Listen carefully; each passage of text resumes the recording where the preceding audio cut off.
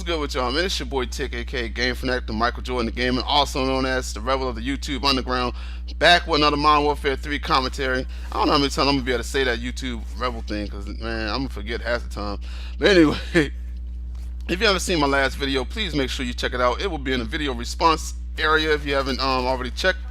It's me playing Tribes, and I was talking about golden rules in video games that people create and why do they think they have the specialty to create a rule in the game. I don't know where they think they get all that rank or whatever to do that, but it's basically talking about golden rules that people put in games, but then they go and break them, and they don't have a problem when they break the rules. So make sure you check that video out. It will be in the video response. Also, man, I want to give a shout out to my man Hellchild.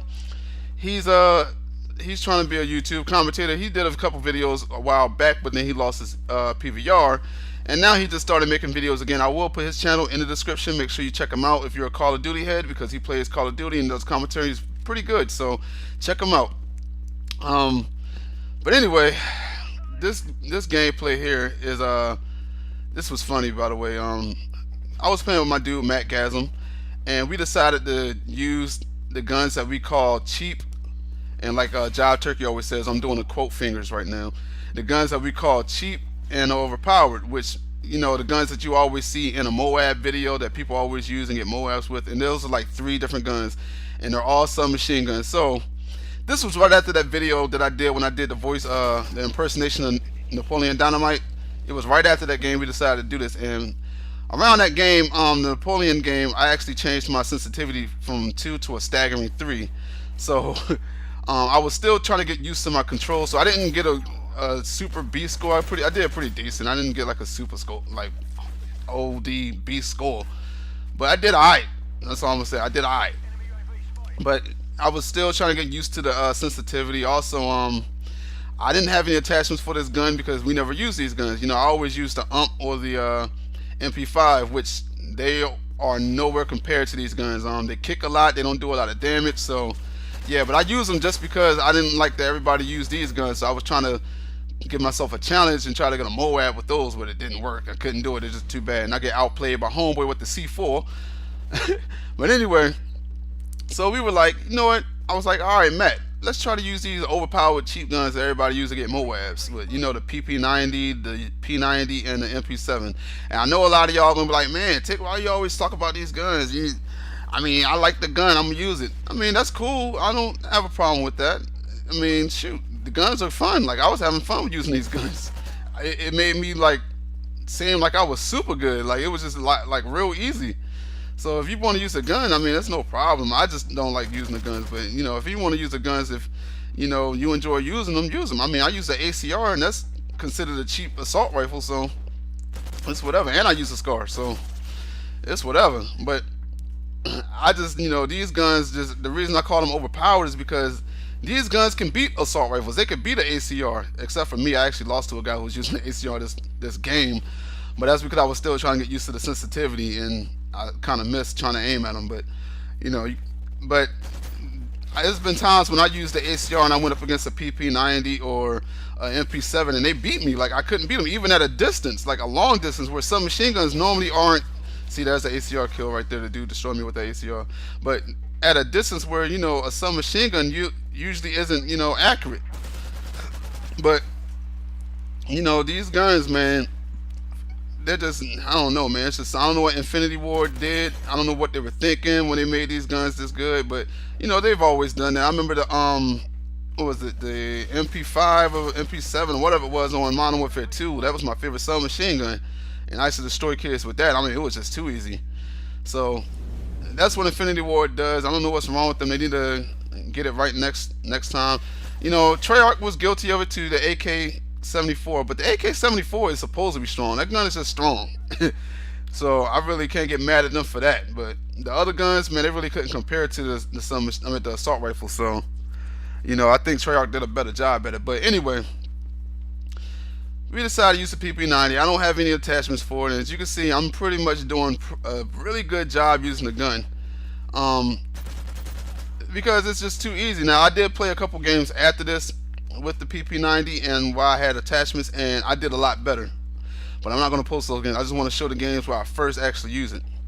Now, thought I was going to get a Moab, but you know, BS always happens in this game. Either someone spawns behind you, or you kill two people, and all of a sudden a third person comes running out at the same time.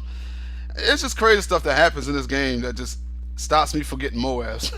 Like, it's just like the only way I can get it is like camping, or if I'm going against a noob, like a whole bunch of noobs in the lobby. But half the time that doesn't happen because of my rank. You know, I prestige so many times that I don't get to go against noobs, man. It's only if I'm in a party with like someone who hasn't prestige a lot, and then I'll be in a party with noobs, which that did happen because I was in a party with a couple guys who only prestige like twice, and I was in a room with a bunch of noobs, and I was dominating them, but I was still die off some nonsense, somebody spawning behind me or something like that, so still couldn't get the Moab.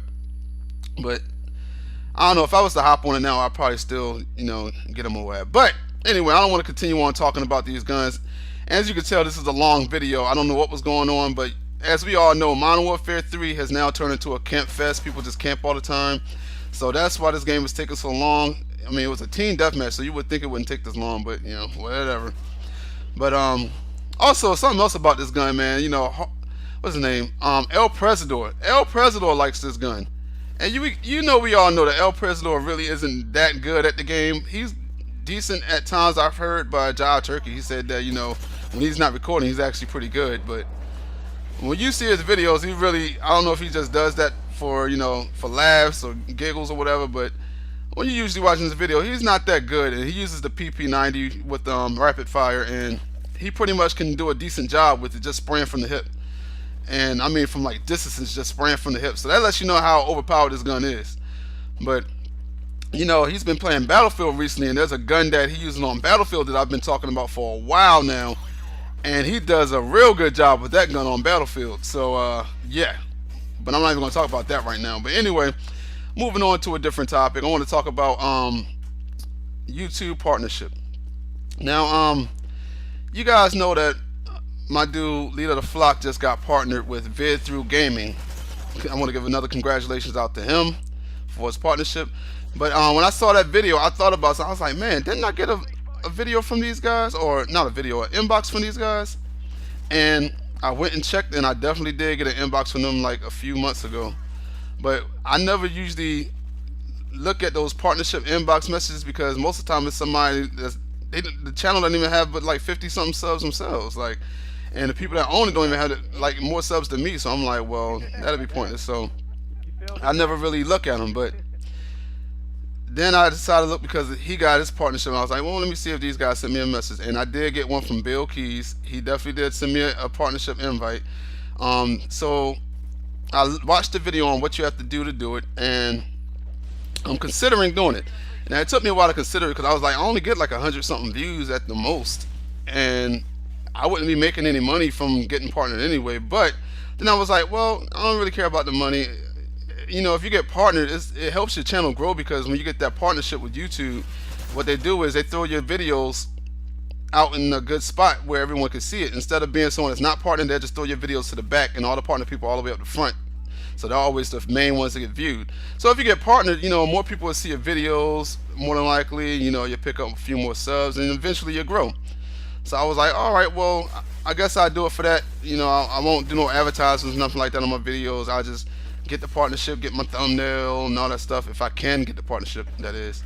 You know, try to get the partnership and get all that stuff, and then try to get my channel to grow.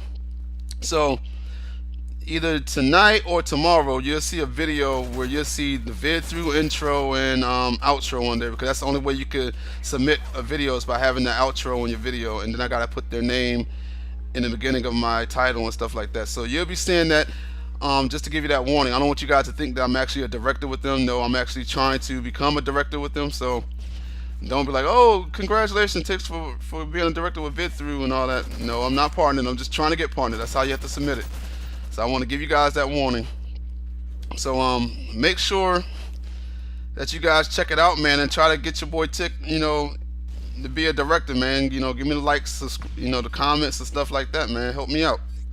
You know, if you help me out further down the line, if I get big, you know, I help you guys out with, like, you know, gamer points and stuff like that, you feel me? So help me out. But anyway, this video is coming to an end. Like I said, I did pretty decent with the PP90. Didn't dominate, but it was my first time using it, and I changed my sensitivity, so whatever. But this is your boy Tick, aka Game Fanatic Michael Jordan, the gaming, also the Rebel to YouTube Underground, and I'm gonna be gone. Bye.